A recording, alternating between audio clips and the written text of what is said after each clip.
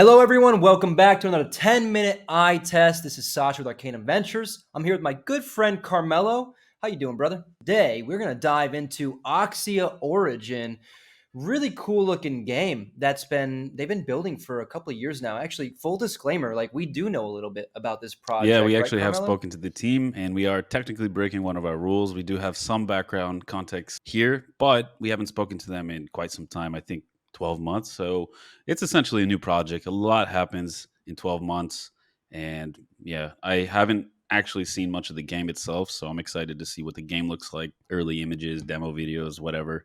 Uh, Gaming, that's the most important thing is Yeah. what the actual game looks like, of course. So excited to dive in. And the test remains the same. We got 10 minutes on Oxya Origins. We're going to dive in. We're going to take a look at the product, the game, the website, whatever we can, and figure out if the token is something that we would invest in, because I believe they have been raising funds against the token. So Hmm. without further ado, we'll go ahead and start the clock. Meow. Boom. Okay. We've got crypto rank up on Oxya Origins, raising $450,000. A shooter and strategy games linked by a player something ecosystem. That's a weird. I don't Owned, know what happened there. player owned. Owned. Um, I'm slightly dyslexic. play to And earn. I see the play to earn tag there too. Yum. yeah. And it looks like a token sale on Spores Network for 30K. I know they've raised a good amount of capital already for the game. They've developed something that looks pretty cool. There's some gameplay footage and whatnot. That can't be the only launch pad, right? They must have had some ideas already. There's got to be some stuff coming up. But yeah, I guess we'll just dive into the website because there's not a lot here. Hmm. Oh, that was That was epic. a That's cool. That was a cool. cool ground punch. Yeah, I like that. And the graphics look really cool. And so one thing that we do know about Oxy Origins is that they've got some really impressive backers and partners, and I believe incubated by Ubisoft, partnered with Atari and some other stuff. But Carmelo, right off the bat, what do you think about this landing page? It looks very beautiful. Like obviously, I like that I don't have to dive deeper and find some idea of what the game looks like. Like it appears to be pretty close to AAA quality, if not AAA quality, which is good. You expect that out of a project that Ubisoft would want to work with. And the call to action register for the bots. No, sorry, for the beta version. Bad eyesight. And that's cool. Like I now I immediately have an understanding of what their current step in the process is, their timeline. So they want to register, get people testing the game, and that's cool. Yeah, I see some social links on the top. Discord's probably the home of their community. I see that there is, in fact, a OXYZ token. More info there, so it's like a nice little skip ahead to see what this token's all about. That's very good. I think we don't see a lot of uh, companies that lay it out quite so succinctly. So that's very impressive, and they've done a good job. Absolutely. And you see this Oxy Origin trailer kind of cuts off at the end. So there is like a little call to scroll down. There's more to come, right? And so that's really good strategy in structuring your landing page. Road to Genesis. This tells me that, this word is more so specific to like NFT culture in the cryptocurrency industry. So Genesis NFT. I'm assuming that you would buy like a Genesis avatar to play in the game, maybe certain aspects Oh, of different game modes. Which, yeah, it looks like, right, free to play open world game. You can explore the universe, interact with the environment, complete quests, and play different game modes. And it makes sense. You have like different types of game modes, free to play, and your idea, especially when it comes to bigger players like Ubisoft, is increasing adaptation into Web3, and so driving people from the Web2 free to play side into the Web3 side, potentially with purchasing an avatar and registering for the beta, etc. yeah, and free to play. So maybe you don't have to buy an avatar, but maybe unlock certain gameplay modes or something. But I think one thing that's unclear, they say buy an avatar on OpenSea or register. It's a little bit confusing the process. Not a big deal. It's easy fix, but I would like to know why I would buy an avatar if I can just register to play the beta itself. Maybe the beta is open to everybody, regardless of avatar, but maybe you need some sort of avatar to play and be a character in this game. Mm. I think this is kind of what I remember from the discussions. I think we were speaking with them potentially around the token economy or some other things, potentially investing. But this this is what we'd expect from a AAA kind of title. And the token economies and business models that we've designed for GameFi companies mimic something like this. And so the idea is you're creating revenue by selling assets that can be used in the game, whether it's avatars, weapons, Armor. customizable assets, armor, lands, etc. Anything that caters to what we refer to as perceived value. And so, like the ability to express yourself in a game through customizing your character or your home or your garage or whatever. And then you've got some other items, for example, that can improve the gameplay or improve your earning capabilities in the gameplay if it's play to earn. So they've got lands here. I'm assuming that much of their business model revolves around selling digital assets. The token, we're still trying to figure out what the token's for, right? That's the main goal. Yeah, now we got to figure out what avatars and land NFTs do as well, because this is all of a sudden it's a little bit more complicated of an ecosystem. You and I designed game economies, so we know how it goes. And if you're free to play game, then it makes it a little bit more difficult to make revenue. So you're right, you have to rely on secondhand transactions of your digital assets. I'm curious to see what the token does, and now, like I said, why you need an avatar, why I would ever buy land. Maybe it's yield bringing. I'm not Yeah. sure. It sounds that way, right? And this is a model we've seen before, and I think we've used in a couple of occasions as well. But land, essentially, land is some sort of asset that allows you to extract resources from it, and so it fits into the gaming narrative of what they're developing. At the same time, it is sort of like a battle pass or some sort of like access pass to the earnings part of the ecosystem. Yep. And so it looks like these resources extracted from lands. Land allows you, where it's like a gateway to extract the play to earn in the ecosystem that you can use to craft and upgrade weapons, etc. And so it does fit in with the narrative of the game, and it works. So that's pretty cool. But does that mean land is something that you would want to invest in? Does that mean that you can get tokens from the land and it's simply used, somewhere in the game? Is that a good enough investment for someone that's interested in the token? Yeah, that's a good question. Um, I don't know. I think we saw that system in big time as well. Like you have to own a space, a place to actually craft stuff. So maybe crafting stuff, you could sell it and make more money. So maybe that's a way to make income on this game aside from just winning loot from dungeons. Yeah. I just need to call BS right now. Fully automatic weapon that will never overheat. That doesn't exist, guys. Come on. It's the law of thermodynamics, but it's future weapons. It's sci-fi, so maybe there's some magic. Lava gun. I It's think so that's more unrealistic than the first one. I like this, man. This is really cool. And so, obviously, we know that the game looks really good. The list of the partners is quite insane. NFT Factory, Ubisoft, Unreal, Atari, Coinbase, Ethereum Foundation. So, like, you don't know what the actual details behind these partnerships are, but being able to put those names there and validate that's impressive. Atari And they've also got a transparent, yeah. mul- Atari's been getting into Web3. multiple gaming companies. Okay, so they have their team Yeah, here. I imagine it's pretty easy to read more about all of them. Obviously, we don't have time to dive yeah, into all of those, but it's good. It's transparent. I don't see any monkey pictures. Oh, maybe one guy is a fake. Daniel. He's Daniel and Jesse. They don't show their faces, but that's okay. Most of the team is doxxed. yeah. Those are the ruggers. So we got to figure out the white paper. Here we go. So we've got a white paper, and again, we got to figure out what the token's about if we'd invest in it, because unlike big time, they are selling the token as an investment vehicle. Hmm. Okay, Git book, our favorite type of white paper. Circular economy. I like this. So tokens. Here we go. With the purpose to bring balance to the game's economy and facilitate transactions between players. So it's an ecosystem asset that they're selling to investors.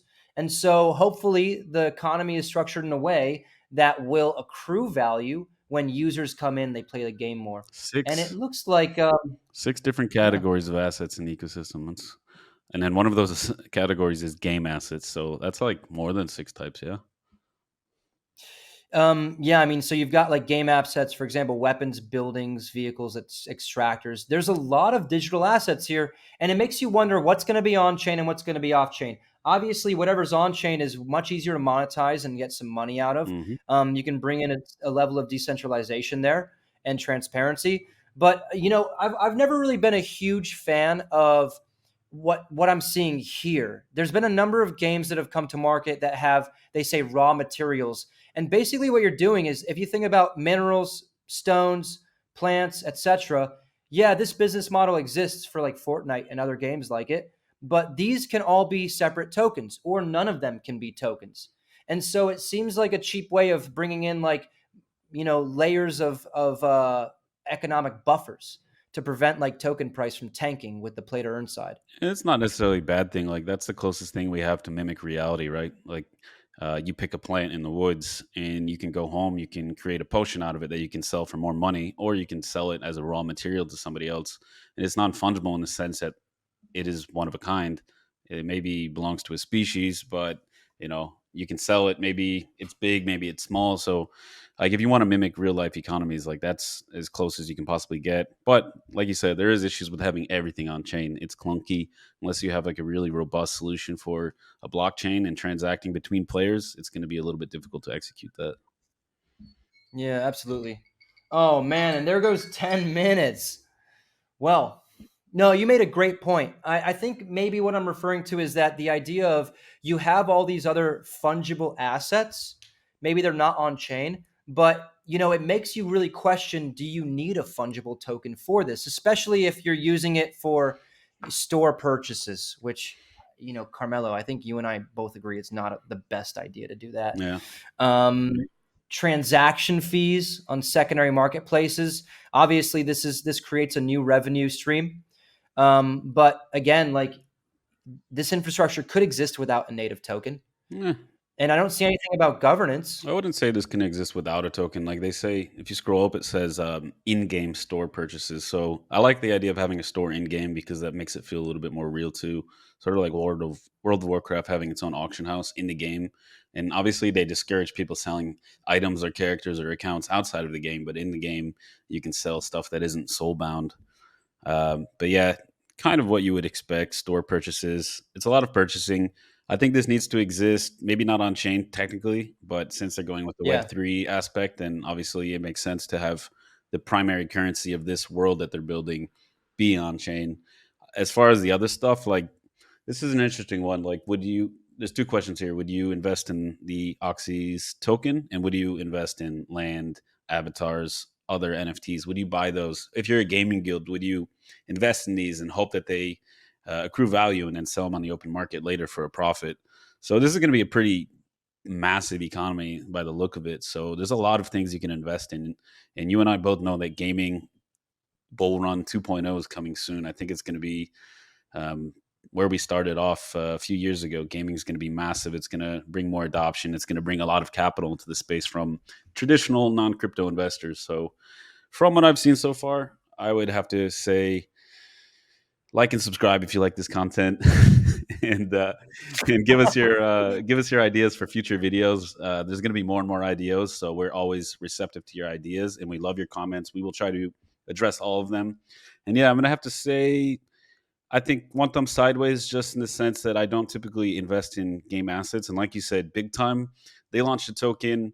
It wasn't used for investing, as far as I know. It was just a pure ecosystem asset that facilitates. But they raised money with NFTs and avatars and game passes, which I think is a little bit more transparent. If you're gonna try to build an economy that's separate and not attached to real world economies, it's kind of hard to do that when you're selling this as a investment vehicle to VCs. It's not impossible, and it's not. There's nothing wrong with doing it, but it does make me think twice about investing in just a token that powers a game, and especially if I'm not planning on playing the game. If you're playing a game, yeah, maybe it's worth it to invest early and get like early access to some items or something. But you and I, we love games. We're gamers, but we don't have a whole lot of time to game these days. So personally, I would say one thumb sideways. Very transparent, great marketing, great showcasing of what the token does. It was a lot easier to find than some of the ones we've seen. So kudos and best of luck launching Oxya Origins. yeah, I think that's a pretty good evaluation. I think I agree with most of it. Um, I Yeah, like, there are many GameFi economies and GameFi projects that came to market with, like, very shaky tokenomics, very little justification for a token, etc. And so, yeah, like, Oxy Origins, obviously seems like a big step up on that. I like the idea of the game economy they've developed with the different assets. It's more aligned with a traditional AAA studio that thinks about creating a game economy and how that might function with the different features or gameplay modes or etc. Like much of the work that we do as well. And so the idea of like creating a fungible token and then selling it to investors, this thing might go 100x. This thing might do really well based on their website, based on all the visuals, the partnerships, everything that they've marketed.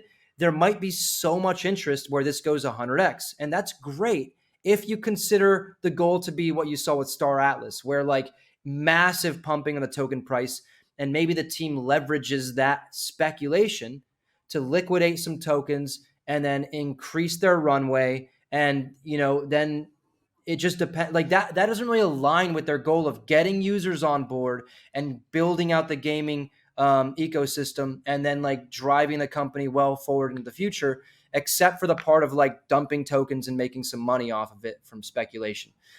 I don't know how I feel about that. It's probably, I mean, it's a good financial strategy. It's good for investors if that's what's going to happen. If is it good for the game? I don't know. Maybe if the token's being used for transactions and purchases, it's going to be a lot of volatility. So maybe not. Yeah. But something I would say maybe like one thumb up, just because I like the team. We spoke to them before. The product looks great. The token economy is probably one of the better game ones I've seen. It reminds me a lot of like the critical thinking that we do when we design game economies, and again, it might be a very good investment vehicle. But the one qualm that I have is that a lot of what I've seen parallels what we see in Web 2 gaming, and so it does make me question like, does the integration of a fungible asset need to really be there? Hmm. If you think about like primary utilities, like is it involved in any sort of in-game governance or arbitration or anything that really needs a token? Because you have like NFTs and stuff already with Web3 infrastructure, and that's great. But the fungible token, I don't know. One thumb up though. I like what I see. I think I would consider diving deeper, maybe talking to the team again, seeing what's happening. Yeah, one Yeah. quick footnote. One thing I didn't see mention of, which is kind of surprising, because I know they showed it heavily before when we talked to them, is the AI generative creeps and like customizable computer generated, um, you know, NPCs in dungeons and stuff. So they were pretty proud of that before, and that is impressive indeed. But I guess with AI is taking kind of a backseat to some other narratives right now, so they weren't leaning so heavily on that narrative. But it is an interesting wrinkle, and it does showcase some impressive technology in the future of where we're headed with gaming, and AI is going to play a huge role there. So definitely an interesting one. I would obviously love to look more deeply into this, and looking forward to seeing how it does with its IDO and beyond. Yeah, yeah. Yeah, best of luck to the Oxya Origins team. I know they've come a long way. They've worked really hard, so I think it's going to be pretty cool. I can't wait to play the game, honestly. All right, guys, that's 10 minutes on Oxya Origins. Thanks again for tuning in and watching and listening to us ramble. If you disagree with us, leave a comment. If you agree with us, leave a comment. Make sure you like. If you like this content, follow us and subscribe. We got more coming. We got more boom rooms. We got more everything specifically for you. We're here to help you guys understand more about the cryptocurrency industry. Sasha and Carmelo from Arcanum Ventures signing off.